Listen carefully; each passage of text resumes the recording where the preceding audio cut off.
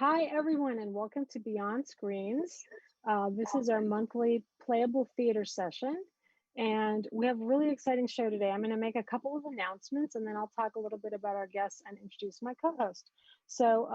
Beyond Screens is a show that runs every Wednesday at noon Pacific, 3 p.m. Eastern, focusing on games that either take place without or beyond the screen. So it includes all control games, escape rooms, and the first of the month of every month we do playable theater, which is the subject of this particular conversation we're having today. I am Celia Pierce. I'm the co-executive director of the Playable Theater group, along with Caro, who's my co-host today, who I'll introduce in a moment. And I'm also the co-founder of IndieCade. That's where most IndieCade viewers will know me from. I want to make a couple quick announcements. First of all, the Playable Theater special issue of Well Played should be out tomorrow. So if people are interested in that, you can just go to our website and we'll post it there, or we'll post it on our Discord when the link goes live. I'm also really excited to announce that Playable Theater is partnering with IndieCade to host the Playable Theater live action game symposium for IndieCade. So IndieCade is at the end of October this year, and on the 14th, I forget, is it the 16th or the 14th? The date will be posted at the end of the show. We'll be doing an online symposium focusing on playable theater, which covers everything from interactive and participatory theater to live action role playing and all things in between. So that should be fun. And I wanted to just let people know that we have just announced that partnership. We're super excited about it. So today we have Rachel Cofield and Lawrence Moore from Larping in Color. I'm going to let them say a little bit about themselves, but first I want to introduce my co-host, Caro Murphy. Caro, a lot of people may recognize from BFIG, the Boston Festival of Independent Games, which Caro founded and runs. And Caro is also the co-executive director of the Playable Theater Project, along with me, which is our nonprofit that focuses on meaningful agency and participatory theater. So we're really excited to speak with Lawrence and Rachel today about inclusiveness and LARPs, and I'm going to let Caro take it from there. All right. Well, hello, one and all. Thank you so much for joining us. It is so lovely to see your bright and shining faces. And I think that, Lawrence, you're joining us from the Georgia area. Is that right? Yeah, I live in Marietta, so about 15 or 20 minutes outside of Atlanta, for sure. Awesome. And Rachel, you said you're in Tennessee. Is that right? So I'm actually in Marietta right now. Oh, you're in Marietta. Yeah, cool. So we're both in Marietta. Excellent. Welcome. Celia and I are both in Massachusetts, and so we're bringing together all parts of the country here. So tell us a little bit about yourselves. I mean, we'd love to just kind of hear, I think we'll kind of get into the story of LARPing in Color and the initiatives and all the other stuff you're doing. But first, tell us a little bit about you. Like, how'd you get started LARPing? What got you into this wild world of playing pretend? Lawrence, why don't you start us out? Yeah, for sure. I've always kind of been into creative spaces. I've always kind of wanted to build stuff, and I've never been particularly skilled at one specific genre or one medium of artwork or performance. I did spend some time in college as a performance major, but I could never really find any one specific thing. And so I got into live action role play as a music teacher when the manager of that music studio actually invited me after he saw me kind of browsing through some like medieval costumes. I think I was looking for like some cosplay stuff or something, and he saw and invited me, and I came out and I just absolutely fell in love with it. Kind of right from the beginning. I knew that on the way I was kind of saying to myself, this is either going to be something that I absolutely hate and I'm never going to do this again, I'm going to regret ever doing this, or I'm going to do it for the rest of my life forever.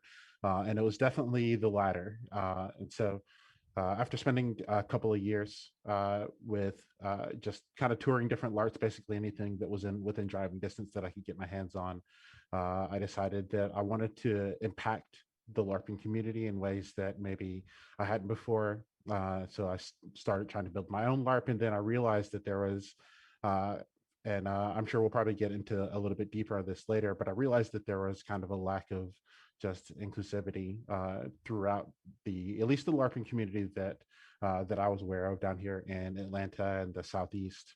And so that was kind of how I got involved with inclusivity specifically in LARP. I didn't have any education or background in it, but I knew people who did. And so that's kind of how we got started. Just in general was I started a Facebook page just to kind of offer some advice from their perspectives that I could offer, and then to try to get some people on board with who could do the same thing. So that's kind of my story. Amazing. I love it. Top 3 favorite LARP genres. Ooh, I love Put you on the spot. I love a good high fantasy. I would actually probably put that as a 2, honestly. If I had to choose a top one, I would probably say steampunk, just being completely honest. So probably steampunk, and then high fantasy, and then probably just modern realistic. Cool. Yeah, those are probably my top 3 for sure. Awesome.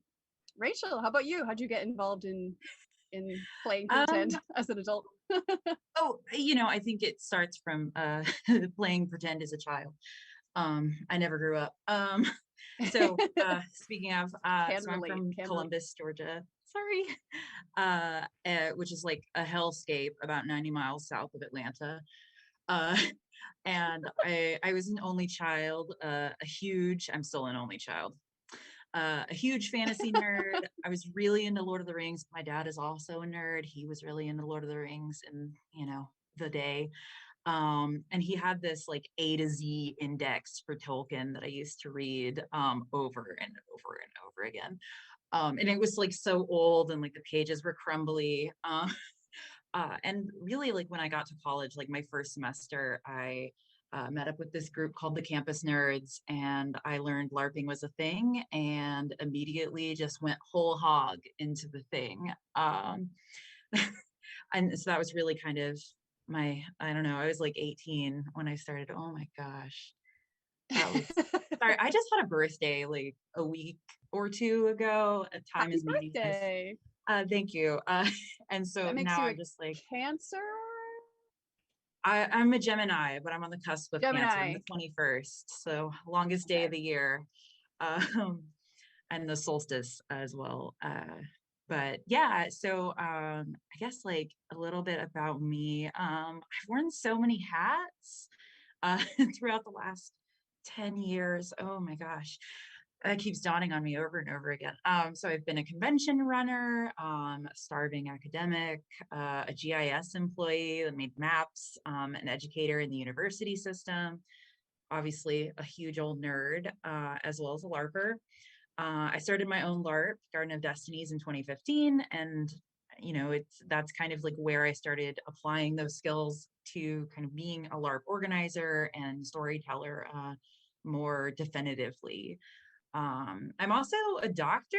I have a PhD in career geography. I just graduated in the spring, and even though I'm currently unemployed, I'm very happy with my PhD subject and like kind of what I studied, which was actually queer embodiment and placemaking in Atlanta, Georgia. Wow, that's amazing. Yeah, it was about a lot of things, but that's incredible. Having lived there, I also think map making is a really interesting skill for LARP creators and for tabletop. Like I've had kids in my classes that are cartographers, and they're so good at making maps and creating imaginary worlds. That's awesome. I avoid making them to LARP. 2 PhDs on the call. Anyone else? I guess it's just those 2. Rub it in. No. It's overrated in some ways, but it is hard work. I have to say that. I love, Rachel, that your reference point for your nerdy Tolkien thing was not the Lord of the Rings books or even the Silmarillion, like some nerds, but a reference guide of Tolkien. That's like academia started early. Yeah. So beautiful. Top 3 LARP genres. Okay, so I really like post-apoc. I really like horror, and I really like sci-fantasy. Like Star the mix, Wars. so where they intersect kind of thing. Oh, yeah. Yeah, well, so like sci-fi is more focused on like the actual like tech aspects historically anyway as a Right. genre.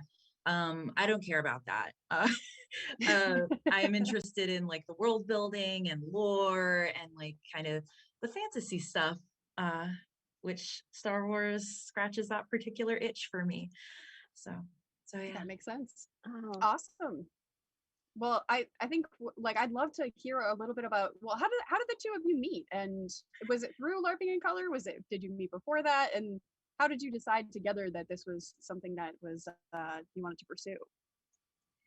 Yeah, so I think, and Rachel, correct me if I'm wrong, I was actually a player. I just showed up as a player at Rachel's LARP Garden of Destinies, and I played a couple of games, had a great time, and then just like life happens, and things got busy for me, and so eventually, so I started LARPing in Color as a Facebook page about 2 years ago, and we just ran as a Facebook page for about a year, and then just last November is when we decided to grow into like a full-fledged business, and so we brought on our board of directors, and then after we brought on our board of directors, we had a fundraiser this past April.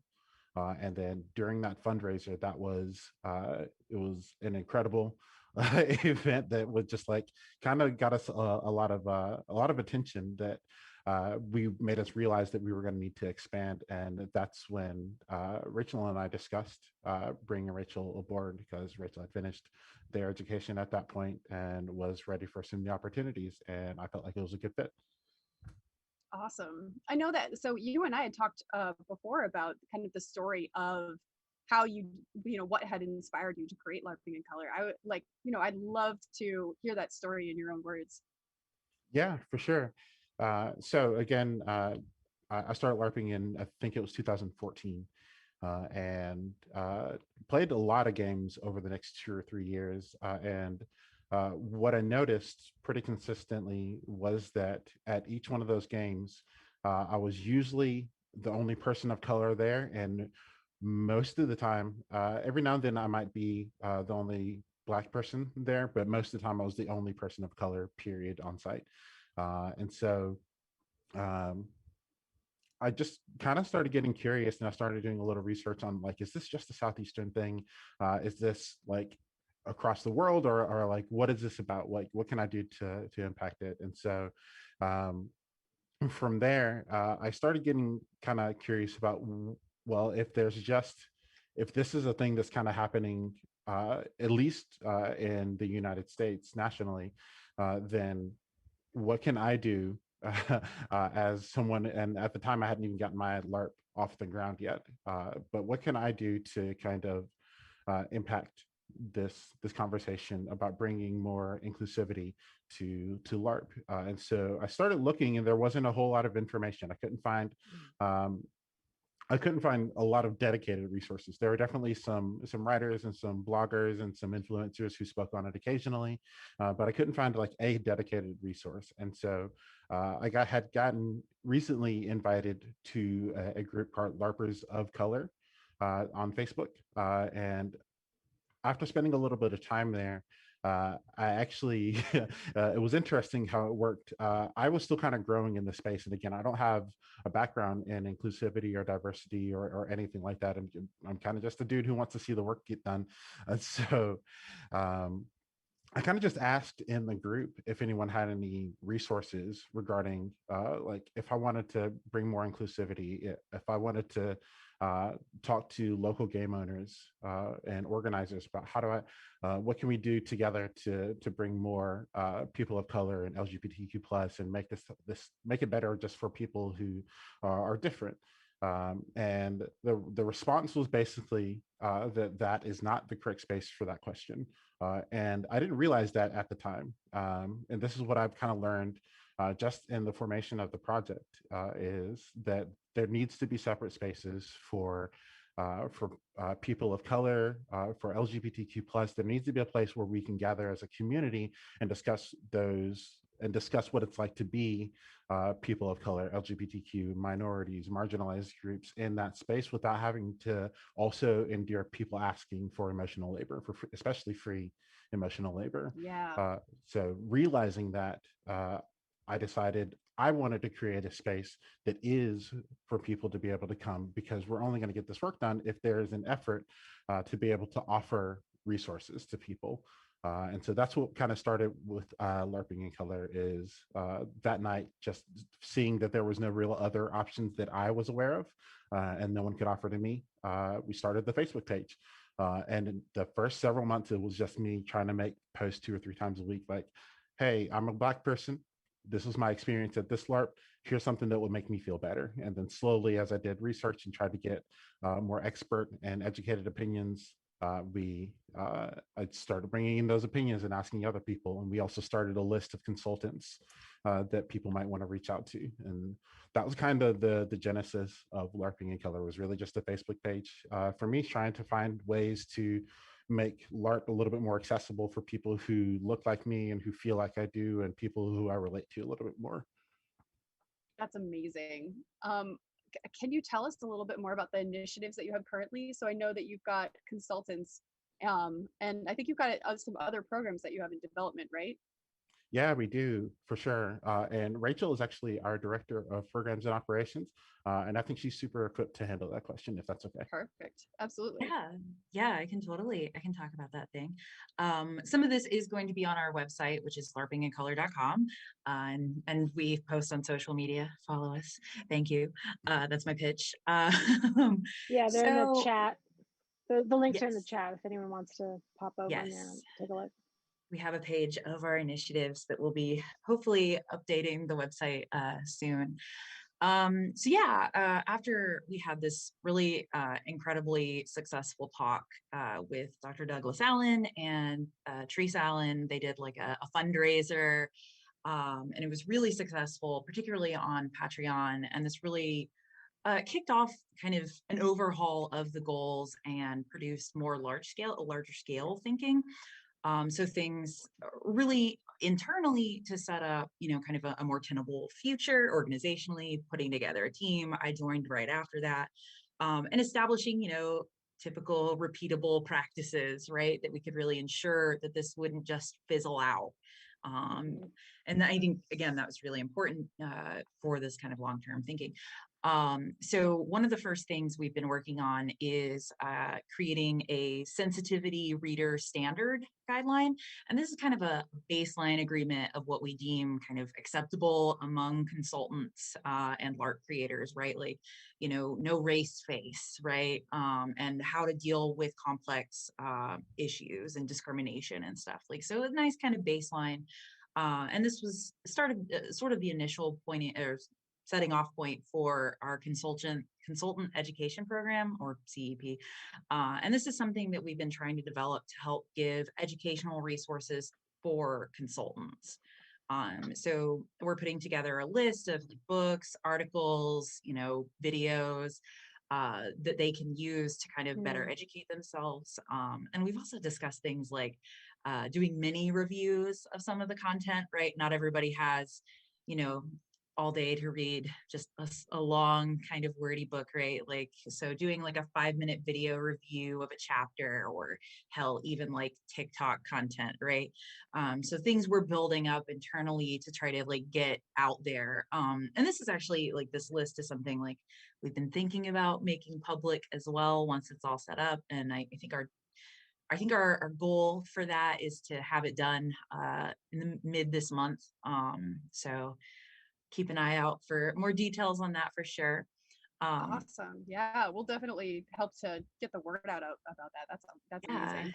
Yeah, definitely. And we're also putting together what is called the Normalized Paid Emotional Labor Grant, or NPEL. Lawrence and our financial, advisor, I don't remember the exact title, are working on putting together kind of like rubrics and that sort of thing, like to accept potential people for this grant, which is basically like, I think we were offering 500. Is that correct, Lawrence?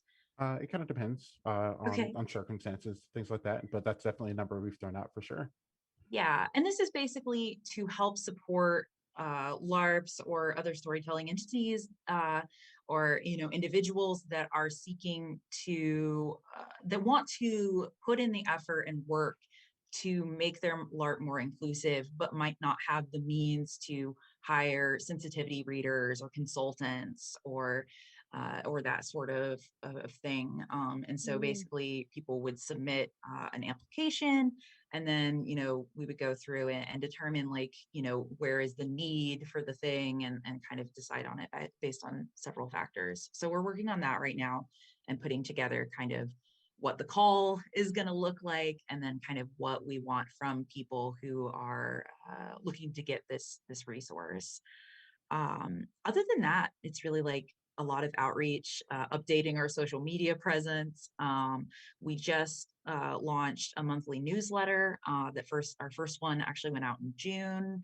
Um, and I believe we have some other podcast interviews, I think with Gen Con TV on July 23rd, if I oh, recall. nice. So Excellent. yeah, those are kind of like what we have in the works right now. There's a lot of future oriented things that we have kind of forthcoming, but that's the bulk of what we're working on right now. Awesome. So, okay, if I'm a LARP creator and I've written a LARP and it's probably full of terrible, problematic things, and I'm not sure about it, and I come to you, what's that look like? Yeah, we've got kind of two different avenues, and we're looking to kind of refine this because we are very, very new as a business. So we're still trying to look for the best processes to handle things. So we kind of offer two different ways you can reach out. So you can just go straight to our website, and we actually have a list of our contacts, our consultants, and their contact information right on our website. So you can go there and find that information, and then reach out to them directly. Or if you're not sure how to get started, or if you're not sure what you're going to need, then you can just email us at hello@larpingincolor.com. Or potentially reach out on our social media, and we can reach out to you. And what'll happen is that we'll just have a communication about we'll have a dialogue about what you're looking for.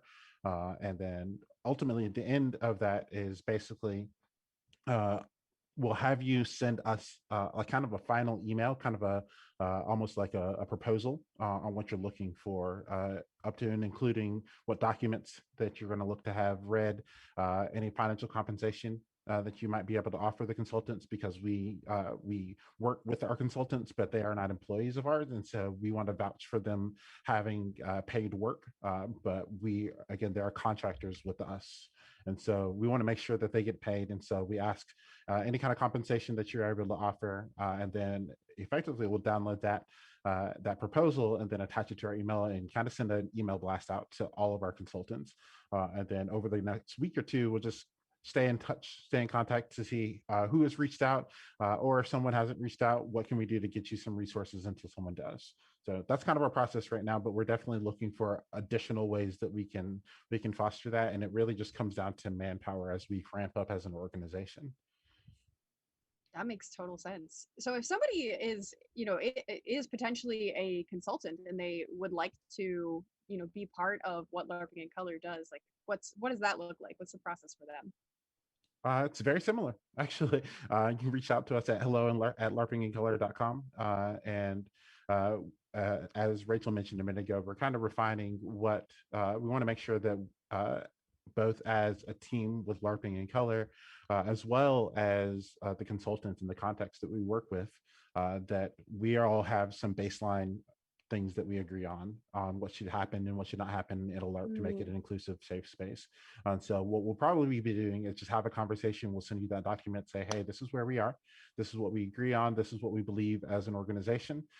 These are the minimums. And then assuming that we're all on board with that, then then we'll get your contact information. And then we will plan on having, we haven't set what cadence we want, but we're going to have regular meetings with our contacts and our consultants to make sure that, like, we're all on the same page with with most things, but every situation is a little bit different, and every LARP caters to a different audience. And so there may be some themes that are specific to this thing that are not okay for this situation over here, but having that minimum baseline is kind of what we're going to shoot for. And then just to, evolve as a community, to keep growing as a community and try to spread the word about what we're trying to do, because so much of what we do is completely reliant on just having eyes on our mission, if that makes any sense. Yeah, Our target. absolutely. I love that it's kind of a living thing, and that you're like, hey, here's what we know. We know that there's stuff that we'll figure out along the way, but we're going to do that work together. That's such a great approach. I love that.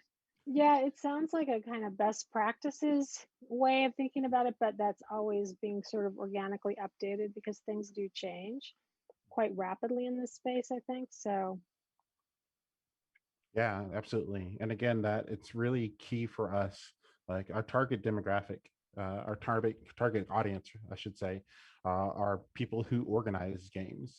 And so it's really important to us that we make sure that we're noticed by people who build content, whether that be tabletop or that be a LARP. We want to expand into other spaces eventually as well.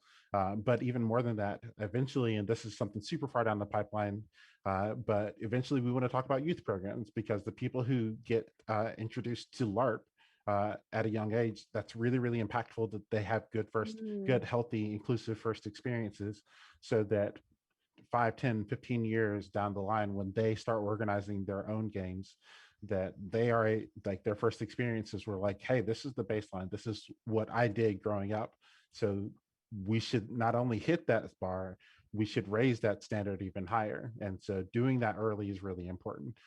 So it's all about making sure that there are eyes, and especially me being a little bit of an introvert, it's weird for me to say, hey, look at what we're doing, but it's so important that people do look at what we're doing and do get the message out. And so that's what we're really big on. Please share our social media, and you can absolutely donate to us. You can help us in those ways as well. But our mission, our goal really only gets accomplished when more people see our work. So that's usually our primary, like, if you want to help us, share our social media, jump on our website, read the articles, get the message out. Yeah, I love the intentionality behind what you're doing too, because I very firmly believe, especially when it comes to youth programs, I so firmly believe that things don't happen without active like work being done at that level, and having that intentionality put into, like, if we only have cis white LARP creators, then we are only going to get the same themes that we have had for LARPs throughout space and time. We're not going to hear new stories. We're not going to have new creators feeling welcome in the space. And that doesn't happen magically. It takes exactly what you're doing to change this. So thank you for what you do. I think it's so important. So important. And now I gotta really talk about, like, what does the future look like? Let's imagine, like, pie in the sky, we're at a truly inclusive LARP. What does that look like? Wow, that's really huge. I know, I'm right? going to simmer on that a little bit. Sure, Rachel, do no you have problem. any thoughts on that? Sure. I mean, like, I think there's aspirations, but also, like, I think that I can speak from my perspective on what, like, I've tried to do for the LARP that I run, and, like, I guess I can kind of talk about the limitations there. Yeah, I would love to And hear just about kind that. of, I guess, like, the goals that we had in mind, like, when we were working on this thing, right? Because this is something that this inclusivity and, like, safe space idea is something we considered from the very get-go. Like, our original staff had no cis white men on it. We have one token cis white man now. Um, but, like, I guess I asked people with intentionality, right? Like, and also, because these were the people that were my friends. I hate saying that, though. That makes me sound like, yes, I have friends of color. But I asked the people that were my friends and that I knew had interests and kind of things that they wanted to tell stories about, and that were excited, because that really mattered, right? And so our goal, like, was really to tell stories that were personal and sometimes, like, really epic, but also to increase access to our game. So our game typically runs for 3 days in a state park. It's the lower end of cost. It's like we just had to increase our prices because of site costs and COVID, but we were $55. Now we're $65, food included. And so a lot of our, like what we've attempted to do is make it easier for people to financially access the space, as well as create the safe space for people to explore narratives and identity and have these intense emotions where they won't be judged, right? So we're a very people over money organization, which certainly has limitations in terms of even kind of who it excludes as well, right? As I mentioned, like we run at state parks. State parks, they don't tend to be air conditioned, and we are in the kind of North Georgia, Southern Tennessee area. And there's, it's hot. It gets hot here in the summers. It gets cold here in the winters, though significantly less so, right? We tend to run a little less during the summer just because of that reason, right? The beds aren't always super nice. They're okay. I'm going to be real here. They're basically never super nice, right? And do you run in the summertime? So we usually do a 1-day in June and then a 3-day event in August. Yeah. And the 1-day event is air conditioned, though we go outside for stuff, obviously. But you can't always contend with weather extremes sometimes too. But I would say like part of the limitation is actually just like the beds not being particularly comfortable. I mean, I don't want to say I'm on the low end of age for a group because I don't think that's actually true anymore. Oh gosh, keep going back to that. But we're getting older and we don't want to lay on a hard mattress, right? Like that is one of those like plastic cover mattress things, right? You can stack them up, and we do things to accommodate people, like make sure that they have closer bathroom access, or like you can sleep in the little tavern area, or you move beds around. But I think that there is a base limitation to just the physicality. We are a boffer LARP. We're a lightest touch boffer LARP, but we do go outside, right? So it might not always be as accessible for people that are using walking aids and that sort of thing. So it's really a try your best and see what you can do sort of situation. So I think my pie in the sky is to help ameliorate that specific problem a little bit more, because physical ability does really matter. And like, because we have this model that was pretty much largely funded by me, broke PhD student, especially starting out because I started my program in 2015 and I started GODS in 2015. I, we've done all. Yeah, no, it's super hard. I sometimes regret it, my life choices, but here we are. But I think that we've definitely made sacrifices in a certain kind of way. Like we are very skilled in like storytelling and like being like strong narrators and like getting people to tell their own stories as well. So like I think we're pretty engaging, and we're also like we have people on our team that can make beautiful, amazing props. Like, I can draw stick figures, but I can paint stuff. It's like I can paint things. But like we have people that blow me out of the water. So really, like I feel like part of our limitation is the financial issue, right? Like we can't rent a super nice space for 3 days and maintain the low price of you're getting meals every all day and the game, and especially like in terms of accessibility. If this is true of from what I've seen of buffer LARPs here in New England, you're probably not paying your staff as like artists for the artworks that they're creating and other things like that. So no, this is a labor of love. I mean, we definitely pay for props and stuff as much as we can when I can get people to give me receipts or tell me a price. My staff is too kind-hearted. I'm like, please, no, I want to give you money. Let me pay for the thing you bought. I'm like, every time. It's all very sweet. But yeah, no, it's definitely a real labor of love, and it is labor. And so I think more resources in terms of like just funding things and like making sure everybody is comfortable Like that's to me the thing that matters most. I mean, because we have a code of conduct, like we have a really strict adherence to, like, you show up with a Confederate flag on your shirt, you got to go, right? Like we have very explicit language about a lot of this stuff, and we enforce that stuff. Like you show up to our game and you're homophobic, you're just not going to have a good time, and you're going to have to go. Like that's just the reality of the space that we've created. And it is funny because I think in a lot of ways we have really achieved a lot of our goals, right? Like it was so funny. One of our staff members came over to me and he was like, I think we're running the girl LARP. And then we looked around and like, because he was like at check-in, and I was like, oh my gosh, there really are like 2 dudes here, and there's like 30 people in this room. We have so many queer people and so many like queer relationships on screen, and like I feel like, I don't know, it's very heartening to look and see that and know that like that I've actually done that. But future stuff would be more inclusive in terms of mobility, I think. Yeah, I love celebrating what progress we have made. Like that's beautiful. Thank you for sharing that. That's awesome. And if I can chime in now that I've thrown Rachel to the wolves to let me stall. Um, so so I think for me, and I guess to give a little background, I wasn't really prepared for what LARP would do to my life when I really started. And again, I mentioned earlier that I would uh, just driving to site, and especially like when I actually arrived on site for the first time, and I wasn't even playing a character; I was just NPCing.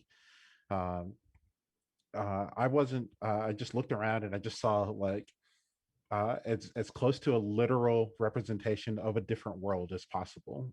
To like out here in the woods in the middle of the forest with these cabins that maybe gets used by non-LARP groups maybe once a month at most. There's this little community of people who aren't afraid of doing what makes them feel comfortable and expressing themselves in unique ways.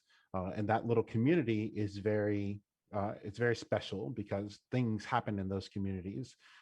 Because especially when you have very long-term running games, you may meet your partner at that game, and then you and your partner go on to have a kid, and that kid grows up, and that little facet right there, that means that that kid grows up, and the family activity where maybe 30 years ago the family activity was tennis, and that was the standard, and now for this kid the family thing is LARP. My parents are LARPers. We built our business out of being LARPers. All of our friends are part of the same faction and this LARP, and so there's some really cool things that can happen with that. But then the other side of that is that what does it mean for someone like myself, who is a person of color, who is part of the LGBTQ community? What does that mean for me to truly feel like I can express myself, and I don't have to worry about what that means when I'm leaving site as well? I feel safe inviting my friends here because it was never a question that I felt welcome because of who I am and who I love and the color of my skin.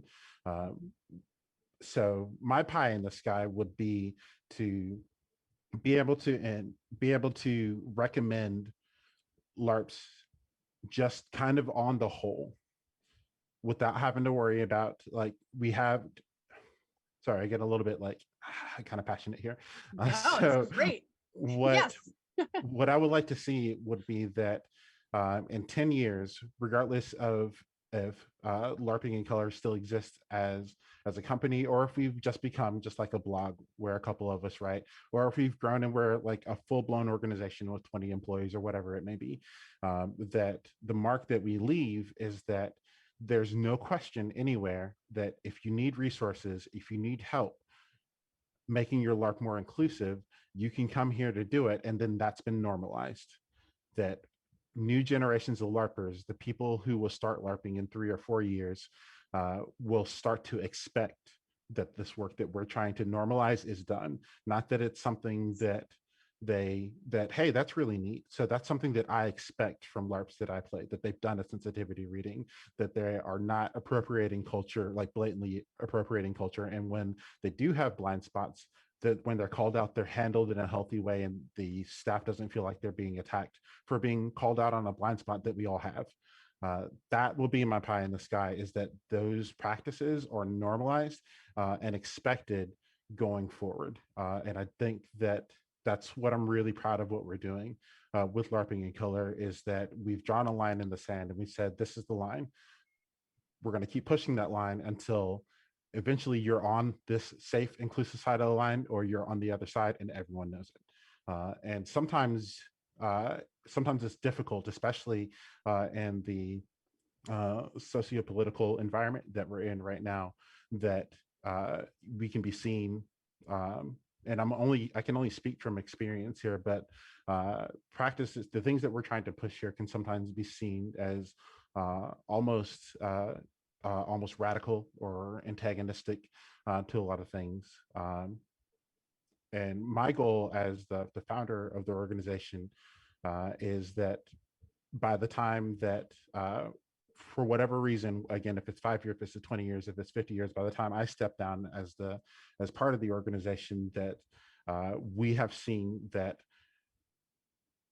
this organization and that what we're trying to do is so normalized that anyone who would get called out for that has substantial support and the resources they have for stepping up to the plate there. So that would be my pie in the sky. It's just that it's not only normalized, that it's expected, and that going forward, that not just us, I just want to set the standard. I would love for there to be 20 different organizations who have the same goal throughout the world. And if we can start that with LARPing in Color, then I don't have to have my name on it. None of us are, we just want to see the work get done.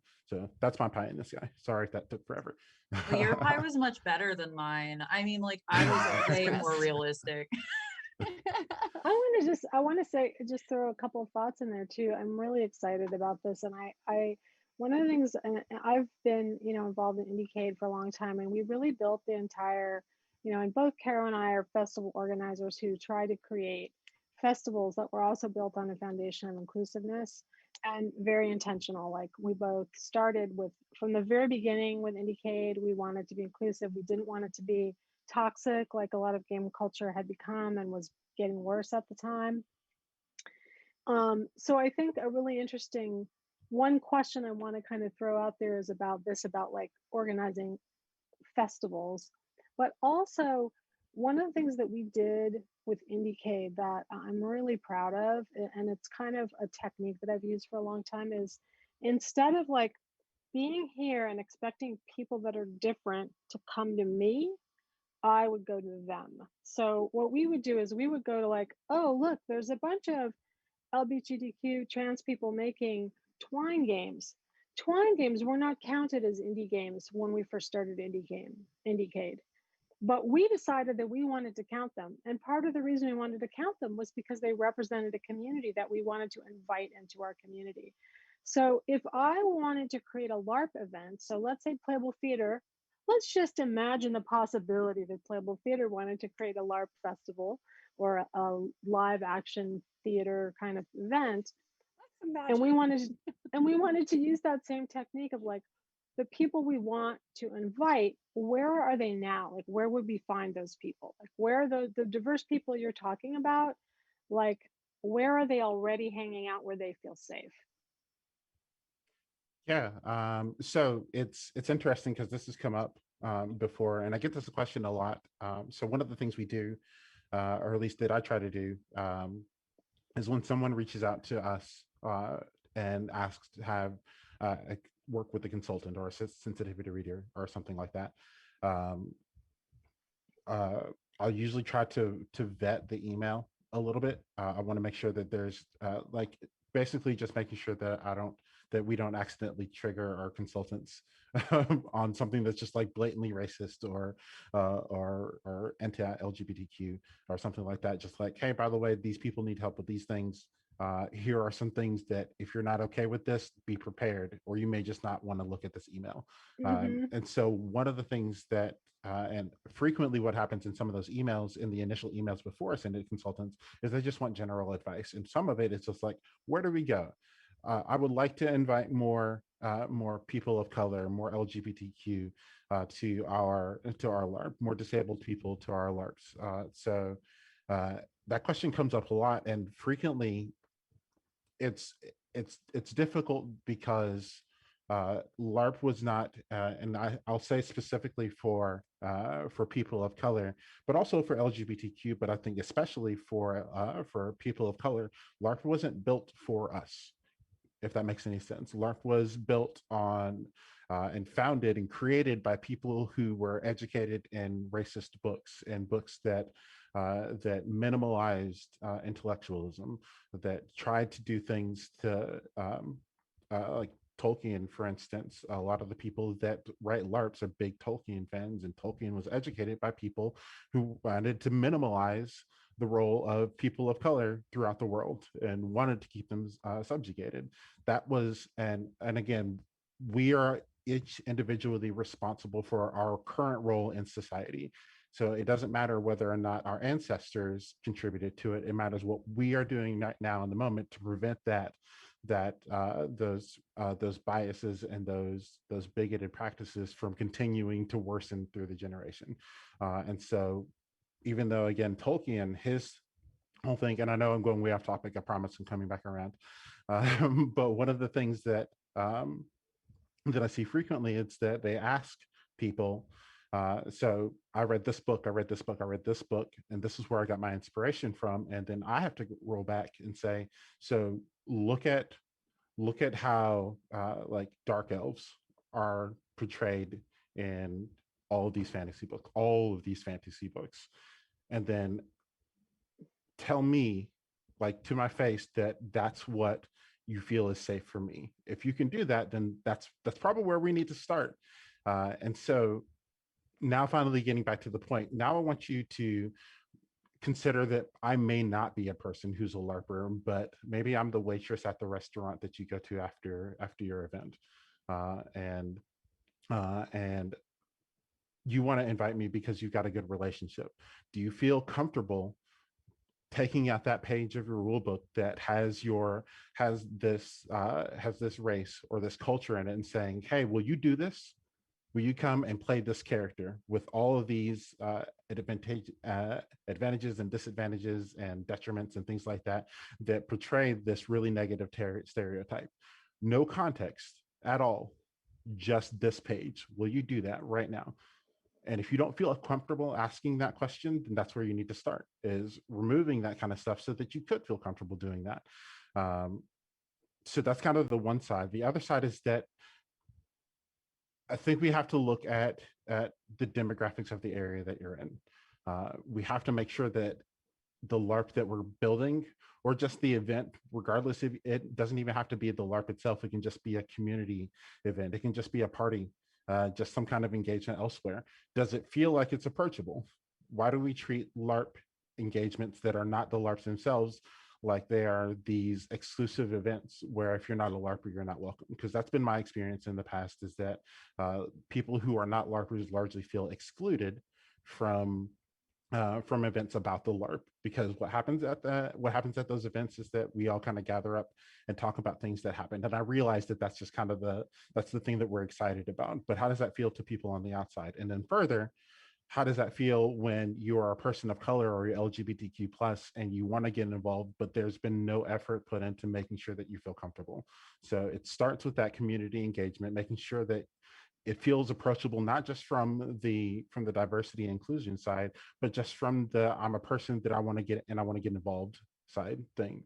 And then you can kind of take those next steps. But just being approachable is probably the biggest step. I think I had a different reaction to that question than you did, Lawrence. Yeah. As a geographer and as a hashtag complaining woman. But whatever. Yeah. So related, obviously. And also the rain just got ridiculous here. So if there are rain noises, apologies. So I think that there are a lot of barriers that keep people out of these spaces. And I think as people who want to organize and run events and tell stories need to think about why they don't know the answer to that question. Like, why don't you know where the people of color are? Why don't you already know those things? Because, like, you know, if you're having to ask yourself that question, then you have a problem on yourself that you didn't like, that you need to be introspective about in some fashion, right? Like, it's not just about turning to the resource because you don't know a thing. It's a hard fucking journey to like figure out, why don't you understand these things? Why don't you know where, you know, the people of color are? Because we're in Atlanta, Georgia. They're demographically, we don't, you know, there's plenty of people of color here. There's tons of queer people here. The reality is that people don't know the answer because they don't care to know. Like, Mhm. and I mean, like, finding people in a literal sense, especially like in the COVID times, is like, let me just go to chat rooms and look around and see. And you use your snowball person to find more people, like, because they're going to have resources, right? So you need this network in order to do events. Like, that's just kind of the reality of the thing a lot of times. Um, Especially in like small towns too, because like the queer folks are there, they're just hiding. And if you don't know where they are, that's because they're hiding from you, probably. Mhm. Because why would someone have the instinct to trust someone they don't know? Like, why would you do that? And so I think like when it comes to organizing, a lot of the fault really is just the problem that we're all trying to push against. And part of that is actually hard work that we have to do in our own like minds. Um, so it's not So just like, about, you know, the thing, That it's makes about so much sense. us. I love that yeah, it answer. does. And I also feel like, there's a couple of things I was thinking about. First of all, I wanted to respond to something Lawrence said that I thought was really spot on, and is one of those things where you take it for granted. But like, Tolkien is so freaking Anglo. Like Tolkien, right? His whole aesthetic, all the mythology he uses, it's all totally Anglo. Um, Mhm. there's a guy that I worked with here in Boston who used to be really into Viking historical role play, and he said he stopped doing it because too many white supremacists are doing it now, right? So Yeah. there's the foundation. Like, if your only cultural reference is that, you're not going to draw people that aren't attracted to that, or that don't feel that that has a place for them, right? So that's like a really, it's a subtle point, but it's like the same point as saying all superheroes are white, and therefore in my mind superheroes can't be black, right? So we have to think about where we draw our inspiration from. I'm waiting for somebody to do the Black Panther LARP. I don't know why. Like, that seems like a blockbuster LARP The to me. I don't costuming would know be so cool. why somebody doesn't do that. And then the other thing was just a question of the way you invite people. So with Indicate, we had a very important thing we started off with, which was, we're not going to argue over the definition of the word game. Now, this sounds like a stupid thing, but in the past, whether or not something was a game was used as a gating mechanism that excluded certain people and certain types of experiences. So we just said to the jury, like, don't argue over whether something is a game. That is out of bounds for a conversation. We just want you to go, is this interactive experience aesthetically satisfying? Is it interesting? Is it provocative? Not an academic discourse. And that started, and then that's when things like the Twine games, like, those people didn't feel comfortable because of those really definitions that hadn't a built-in exclusion that people that made them weren't even aware of. Like, I don't think they realized, Mhm. oh, by doing this, we're automatically excluding certain types of certain voices and certain types of experiences. So I think that that's really, really important. And then it leads to the third point I was going to mention that I think Lawrence really touched on, which is the idea of the noob. Like, if you're a noob and you walk into a, say, World of Darkness LARP in Atlanta, most people are going to just be like irritated that you don't know what you're doing. So the just starting with the question of that invitation that you were sort of alluding to, Lawrence, which is, if you walk into a room and you're a strange person, you don't know what you're doing, you've never been here before, help that person. Ask them if they need anything. offer to go, tell them what the rules are. Don't just expect them to know it and also be mean to them if they don't know it, right? Like, it's not their fault. They're there because they want to know. And so that's an invitation from them to say, help me to raise to that level of expertise that you want me to be in, right? So that's the other thing I think is really important, is that weird gamer thing of like, oh, you're not good enough at playing the game, so we don't want to play with you. We don't want to talk to you. I think that's just bullshit. And I think it's a thing that exists in MMOs and across all kinds of game genres. And it turns a lot of people off, of all kinds. I think it's a lot about retention as well. It's because one of the things that I saw in some of the earlier games that I played is that we had maybe every 2 or 3 months, we would have a new person of color who had never played before show up, and they might stick around 1 or 2 events and then they're gone.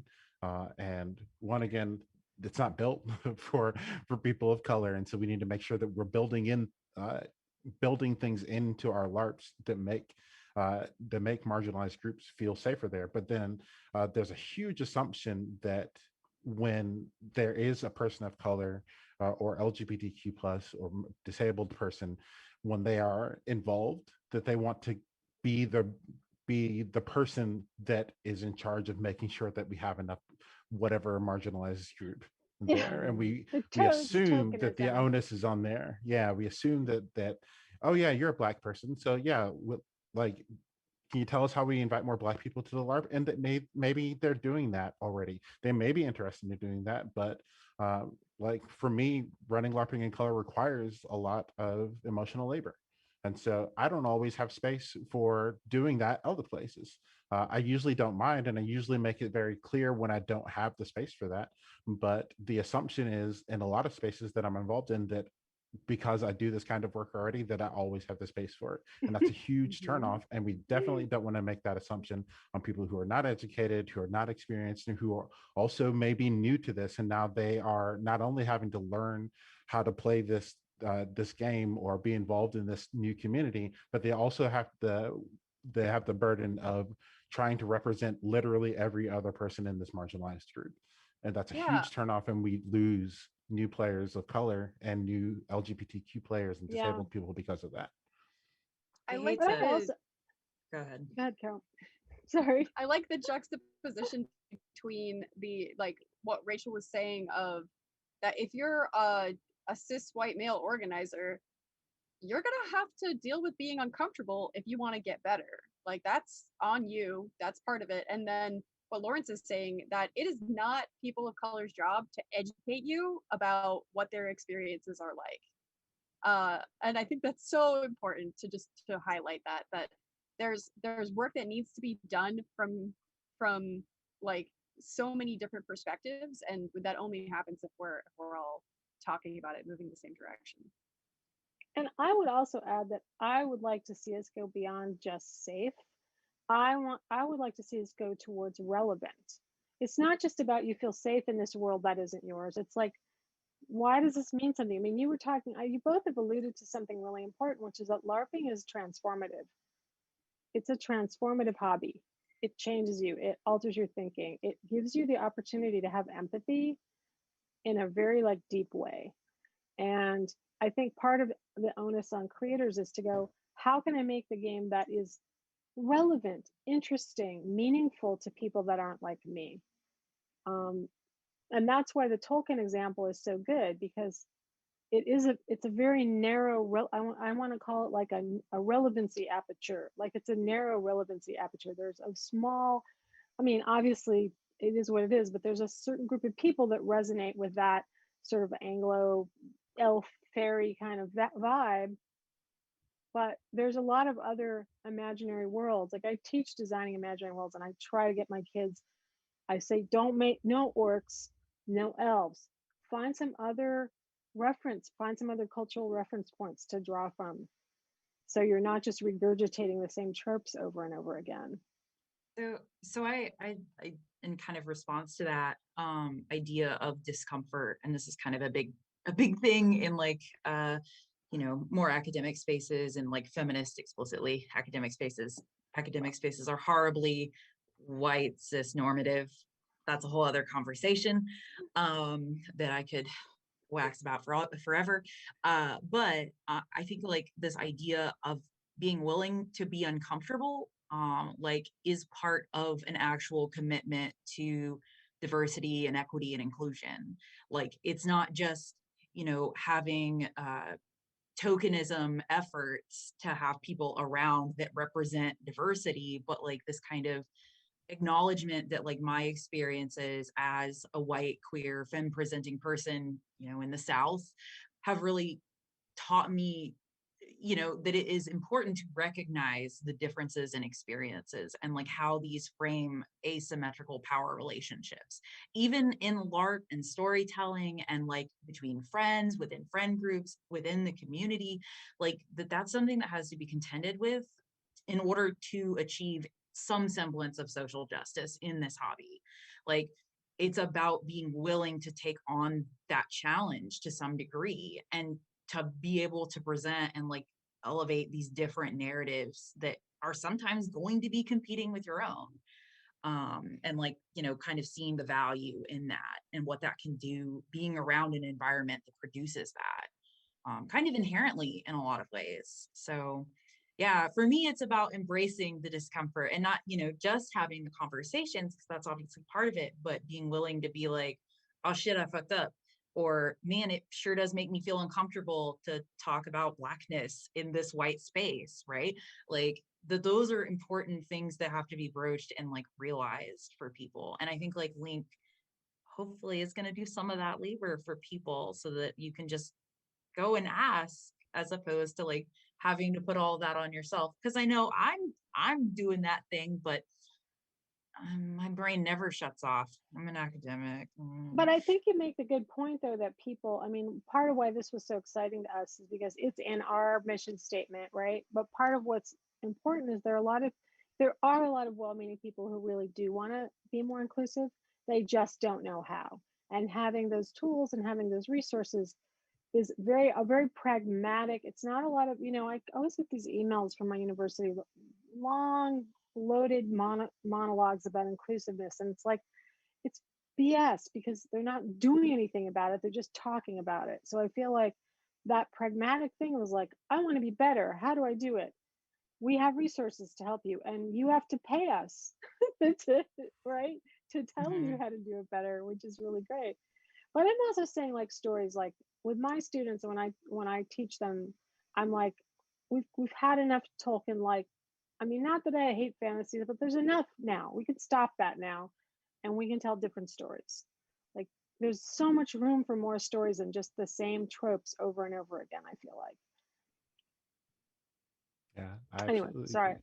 a little bit of a rant there, but It's okay. it's 4:03. I thought maybe, I don't know, Caro, did you have any final questions you wanted to ask or any wrap up statement you wanted No, to I just feel so this conversation was so wonderful and so lovely, and just we had so many beautiful expressions, and I just wanted to extend my thanks so much to Lawrence and Rachel for joining us. Thank you so much. Hearts. Thank I'm you so over here much. like, All ways Yeah. of making hearts. I guess that's the best I got. I mean, I really also, I want to also acknowledge this whole emotional labor question, because a lot of the work that people do in this, you know, to work in this space is a lot of emotional labor. And I think acknowledging it and recognizing it is really important. And also figuring out a way to translate that into, you know, paid labor, basically be blunt about it. Like we, I know for like IndieK, like we rely so much on unpaid labor, and it's really bad. Like I wish I mean, part of it is the economic system that we live in is not supporting us. um, but we need Capitalism's to a kind of, bummer. yeah, I think together we need to come up with a sort of a higher standard that acknowledges that this is a lot of work, and people benefit from that emotional labor, and then they don't necessarily recognize that that has value. So I just want to say it does have value, and I think we need to acknowledge that. I can certainly see that it does matter to people. Absolutely. It's hard to justify it under capitalism, right? But you can see when people are excited to, attend the games that you make, and like, that they feel comfortable inviting people, right? Like that definitely. The fact that, I feel comfortable letting a 17-year-old come to my events is like, I would, never, there are places I would never ever recommend that, right? And I hate that I can say that, but it definitely, it's mattered to me, even as it's so thankless in so many ways. Yeah, and we put money into the things that are important to us, like no doubt. And so, what one of the things that I find myself calling out frequently is that specifically for like buffer alert campaigns, there's a lot of emphasis on the aesthetic and making sure that our costumes look good and making sure that our boffer weapons are safe, because we don't want to accidentally hit someone with a broken weapon and actually injure that person. But then once all that is said and done, then we start talking about the emotional safety aspect of things, and people are like, well, I can't afford this, but you've got these really nice weapons, you've got these really nice props, you've got all these other really nice things. Why wasn't that built into your plan from the beginning? And I don't want to call anyone out, but that's because it wasn't important to you back then, and now it's a convenience thing. If I can afford this, it's something else that I'll tack on. And that's not how it can't work like that. It won't work like that. It has to be something where when you're building your LARP, what things are you doing to make sure that not only can you afford to have, if you're not going to have people on your staff and then as part of your community who can help you with that emotional labor, what are you doing to make sure that you can afford it from to contract out for it?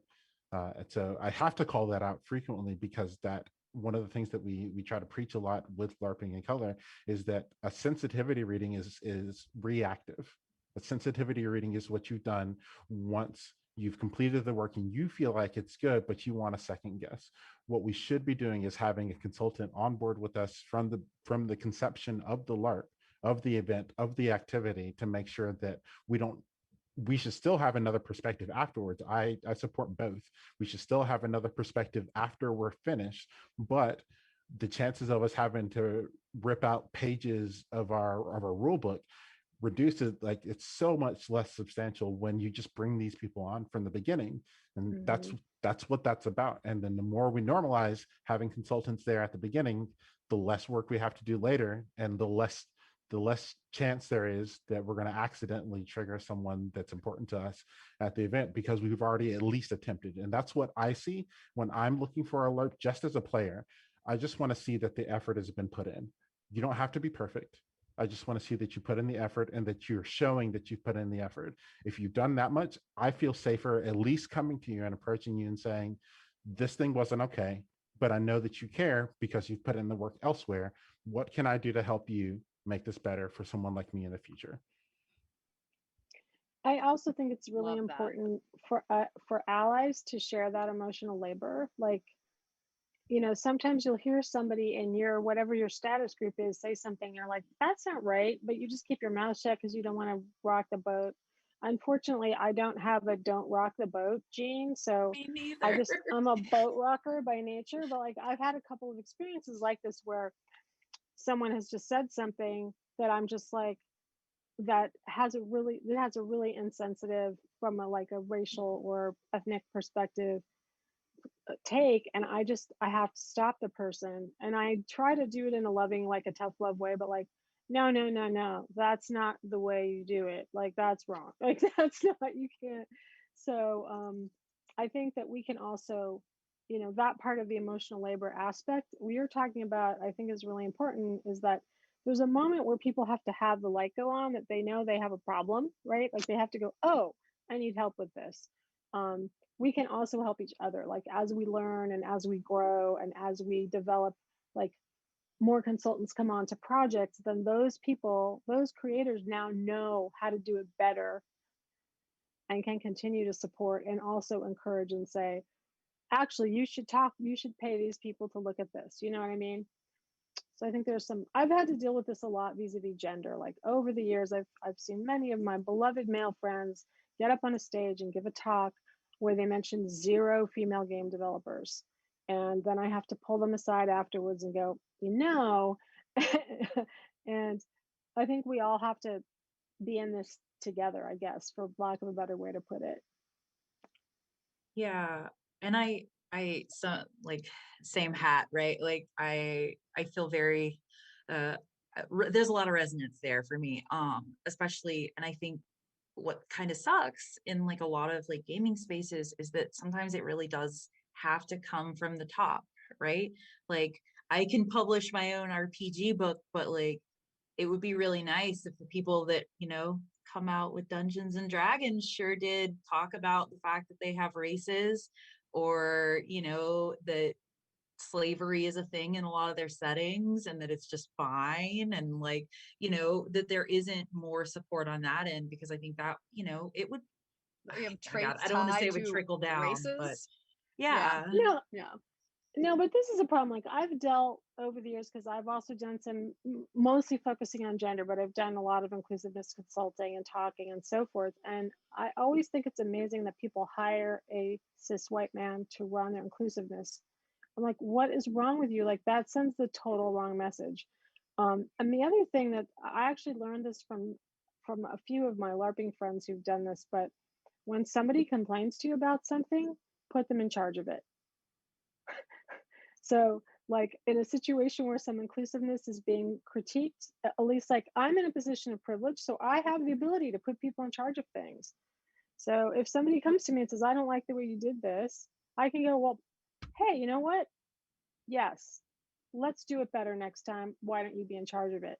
Because the leadership thing is really key. And if you don't actually empower people to be in charge of things, you're always going to be in that weird, I don't know how to explain it, but you're always in that position of status where it's like at your discretion what you think should be factored in, right? Instead of letting the person who has a stake in the situation make the decision, if that makes sense. Yeah, that makes sense to me, and for sure. And it's interesting because we have to find a balance just when it comes to inclusivity, because we do want to empower the people in our community to be able to uh, to be able to fix issues that are concerning to them. But we also want to make sure that there's space available for them to say, this is something that I was uncomfortable with. I don't have the space to fix this, but I'm willing to help in these ways, and making sure that we empower that conversation, and Yeah. not just like, cool, fix it. Making sure that it's like, cool, Hmm. this is where I am. This is where I would like for us to be. And here's my space to be able to help in these ways. Hmm. And making sure that we really support the ability for people to communicate in that way, and that they don't necessarily feel chastised for raising an issue. And then because, and again, this is a much bigger conversation, but LARP is so much about the community, and we really de-emphasize that, in the last like 5 or 10 years that I've seen, and just from people that I've talked to, we've turned LARP into this big transactional thing where I pay you, you do give me this thing. And my personal opinion, I have absolutely no education other than experience on this, but my personal opinion is that like LARP doesn't work like that. Like it will not continue to exist in that capacity and then still be a safe spot. To be to be what it can be. It has to be Hmm. a community built thing, that people feel empowered to help, but they also feel empowered to step down when they don't have the space for it anymore, and that someone else can step Yeah. up and take that spot. I also, on the flip side of that usage of the word community, I feel like what I've ran into as someone who is not conflict averse, like you were saying, is that I get really tired of people kind of quashing dissent by using the word community, right? Like you have to do this because community, don't make waves because community, right? And it really is this like element of curbing dissent, or like giving leeway to missing stairs. And I don't like, I feel like it's not about how we're a community and need to pull together and always stay positive and accept everyone and never complain. Like I feel like, at least in my sphere, right, like we're not about that life. And that there is this element of discomfort and like healthy discussion that we let people talk about real issues. right? Like I know some LARPs are like no politics, and I can't imagine, you know, just being accepting of that, right? Like that really just is a means to continue this kind of extraction element you're talking about, Lawrence, with like, you know, getting money from people, right? Like that you can come here and be away from the world, as if that's ever really a thing, right? Like escapism, it can only go so far when, you know, you're in the bodies you're in, right? Like that are stressed by the world that's out here. Um, so, so yeah. Yeah, I love that you're both pointing to this idea of interdependence, and that it really does necessitate us recognizing that we have limitations as beings, and we have to be able to express those and have them respected, and those things being, you know, treated like, when people express boundaries, having them respected. And also that sometimes we need to stretch our boundaries a little bit. Sometimes we need to walk into spaces where we feel a little uncomfortable, because that's the direction of progress, and that's where we need to go. And I think it's really difficult to find the boundaries of where the community space exists in LARP. Um, it's something that I personally like struggle with thinking about this a lot, where I I don't really know, like, okay, well, what is like, there are parts of this community that are rotten. So is that my community? Or is that, do I exclude that? Like, you can't, like, so we need to look at that if we're going to be looking at this interdependent whole ecosystem of what LARP is. We can't just have the safe LARPs and then the not safe LARPs. We don't talk about those. Like, there's going to be cross pollination. There's going to be ideas that come over. Like, you know, we really have to think about it much more holistically, and it's such a big challenge. It's so funny. I think I have a Conan experience here. I'm like, I don't know. I think we just squash our enemies and hear the lamentations of the women. I think that's where I'm at with a lot of that stuff. But I also, again, have been dealing with this for quite some time in academic spaces, right? Like, because, you know, white men complain that they're uncomfortable because women are in the department now. They're uncomfortable because of diversity. And it's just like, okay, well, like I struggle to Yeah. care now because like Yeah, this it's is like, the you're life I just have to wrong. live. You just have a wrong view. So okay. Yeah, Well, but so I mean, I the think that, go ahead. I'm sorry. Go on. So for me, when at least for the LARP that I'm organizing at the moment, I try to de-emphasize the LARP itself as the center of the community. The community is not the LARP. We just happen to all do this thing. The community is just the group of people that we surround ourselves with, and we all hold each other accountable. And our common thread is the LARP. And so instead of being like, we are LARPers and we are the community of the Pantheon LARP, which is my game, then we are just a community of people that like to hang out with each other and hold ourselves accountable for things, but we all also happen to be LARPers. And this is the common thread that we all land on and walk together with. It reminds me of Bernie Dick Hoven's book, The Well Played Game, which is a big inspiration on my writing on game communities. And he talks about the idea that the game community is a group of people who decide to play together. And that's what it's about. And well played is like playing in a way that everyone feels included. It's really beautiful, and it's a kind of it could be a good mantra for our community, I think. Um, yeah, it's really great to think about it that way. The other thing I wanted to say is like just on a day-to-day basis, like when I walk into a room, like look for the person who's standing in the corner and go talk to them. Like find the person that seems like they don't feel included and tell them, be there, listen to them, talk to them, find out what they're looking for. I think that's just a simple thing, as a kid who grew up being the nerd that, always got picked last for the baseball team. I feel like just that gesture of just looking around and seeing, not going where everyone is to the charismatic person, but like finding the person, the shy person in the corner that's really interested in being there but doesn't know what the first step is. irrespective of what their identity is or whatever, that those people need our help. And I think obviously some of those people are going to be part of the, diverse community we're talking about. But just having that sense of, like what you were saying, intention, and I don't want to say sensitivity. There's another word I'm thinking that's sort of like intention. It's like maybe compassion or something. And I'm kind of with you, Rachel. Like, I'm just like ready to be over racism and be like, I'm not going to be tolerant. I don't want to try to understand why you think it's okay to have Confederate monuments all over the country. Like, I don't think that's a false equivalency to me. Like, I don't want to be empathic to that. I think that is just wrong. And I've never heard a compelling argument for why it should be supported. And so, let's just, I don't know. I feel Yeah, yeah. I think it's important for us to call out when people have wrong views. Like, there are wrong views. there totally are. Yeah, absolutely. Well, and I guess like part of it for me is also oh my goodness, the storm. I don't know if you guys can hear that. It's I heard getting it. intense out Hearing there. like a cat sound, like a wow.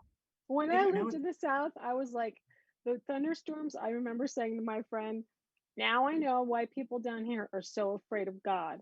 Like, those storms were insane, right? They're just, Yeah, it's very loud. Yeah, so like I've just recognized that where my role is outside of collecting the introverts, like you were saying just then, because that's how you do it. You want to collect the introverts, and I do that. I'm probably annoying all my little introvert friends. I love them so much. But I think like I've recognized that my capacity to deal with like racist or sexist white folks is like so diminished now. Like it used to be so much higher in terms of tolerance, but now I'm like, no, there are probably better advocates that can do outreach to specific people than me at this point. Like, right, like, if I'm gonna have to talk to someone that's a sexist, I would rather just send my white friend, like my white colleague, to do it, because he's just going to have a better inroad. And so I think that's like part of it is just being strategic in what you use your time for. And I've recognized that things like arguing on Facebook are not productive to me, because I just don't like it make me feel like alive the way it does some people, because some people are actually, I don't want to say anyone's good at arguing on Facebook and social media, but I think some people have a higher capacity or like are just fine doing it. Whereas I'm like, meh. I find that a lot of those people tend to be like my white male friends. So that works out, right?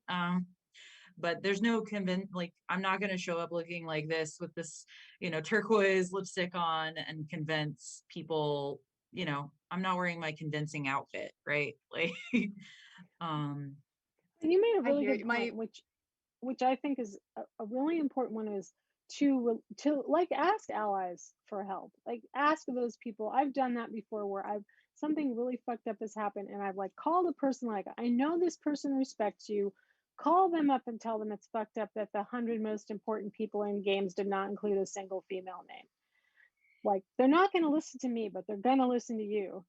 And anytime you have any kind of privilege, I don't care what it is, like Paolo Pedercini, I think it was at I can't remember one of the conferences. He's the founder of Mola Industria, an Italian developer.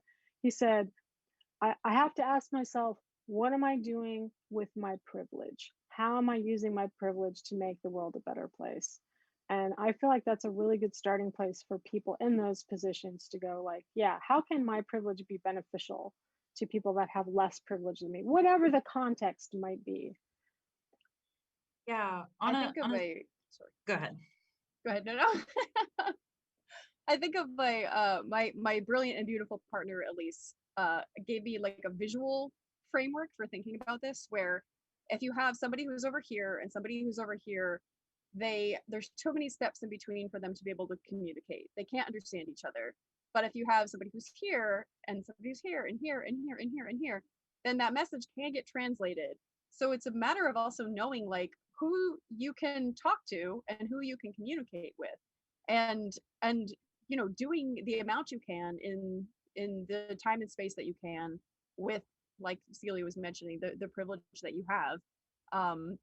And you know, but it takes like all different types. Like, you know, someone over here may be totally done with putting up with people who have anti-trans attitudes, and someone over here may be like, I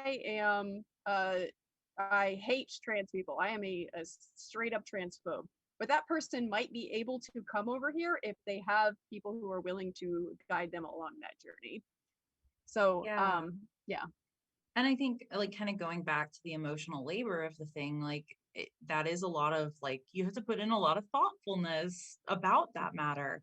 Absolutely. And on like a super personal level, like in the academy, I guess, like over the years, I learned that, like, because of my interests and because of who I am, and I'm already kind of outspoken, if you haven't noticed, I was gonna have a target on my back. And at some point, like, it just became evident enough to me that I would rather just let the target be on the front of me and stand in front of other people who weren't willing to do that. Because I'm not conflict averse. I'm willing to, like, you know, complain about the thing. And if I'm gonna have a target, I might as well use it for something. And so, like, you know, that's really or hard. sometimes, as I've done in a number of occasions, you can throw yourself in front of the person who's the target. Like, I've used my privilege there as I had an African American PhD student who was being put through the ringer by my colleagues, and I just kept throwing myself in front of those bullets and being like, nope, I'm not going to let you fuck with this person. I'm going to get them through this. And, you know, I had the clout and I didn't have as much risk because I wasn't in the vulnerable position. Mm-hmm. And I was so proud when she finished, and she's gone on to do amazing things. Like, I think we have to do that. So anyway, that seems like maybe a good place to wrap it up. Hey, Lawrence, did you have something else you wanted to add? No, that I'm just really excited for the opportunity to come and speak with you all. We're doing a lot of really, if I do say so myself, we're really trying to break up a new space and kind of make a new path here, so that I don't know if I want to go as far as to call us trailblazers, but we definitely want to make sure that that there is an opportunity for people after we've done the work that we can, for people to continue that work, that we don't just like put our stake in the ground and then walk away. We want to make sure that there's opportunity for people to do it, which is why we have we're building the consultant education program, which is why we're doing the normalized paid emotional labor grant, just to give access. We want to make sure that there's access to this space so that it's normalized. So thank you for the opportunity to just come and get to talk about that. I think it's great because I feel like it takes away people's excuses. Like, you know, people used to go, well, we didn't invite any women to this conference because we don't know any women. It's like, so when someone says, oh, we didn't know how to do it, we want to do it, we don't have to. Well, now you have a resource, and if you're not using that resource, then it's on you. Or we want to do sensitivity reading, but like we don't know who to talk to about it. It's like no excuses anymore. Now you know exactly who to talk to about it. Mm-hmm. And, you know, we're in a position, part of the reason that I think Caro was so excited to find you guys was because we're starting Playable Theater. We're one of those groups that we will funnel people into there who want, you know, many people want to, they're just lazy. So we'll make them do their homework and get their shit together. We definitely have space for more consultants to work with. So we definitely need more people. And again, we want to build relationships with our consultant. We want to invest in the people that are trusting us as leadership to build this platform for them. And so that's a conversation that we want to keep consistently open and available to anybody who has that experience. So please reach out to us if you have conversations. We also have a Discord channel that if you just need general advice, people can choose to engage in that conversation if they want. And then there's opportunities to help us in other ways as well that we're happy to talk about. And definitely subscribe to the newsletter so you can get monthly thanks updates. So much for doing this and for trailblazing, which I think you are doing. And we're so excited to be able to be part of your, you know, be with you on the trail. So thanks so much. Absolutely. Thank you for letting us be here. Support Larping and Color on Patreon. Thanks for having us. Thank you. That's our show. Thanks, everyone. Thank you.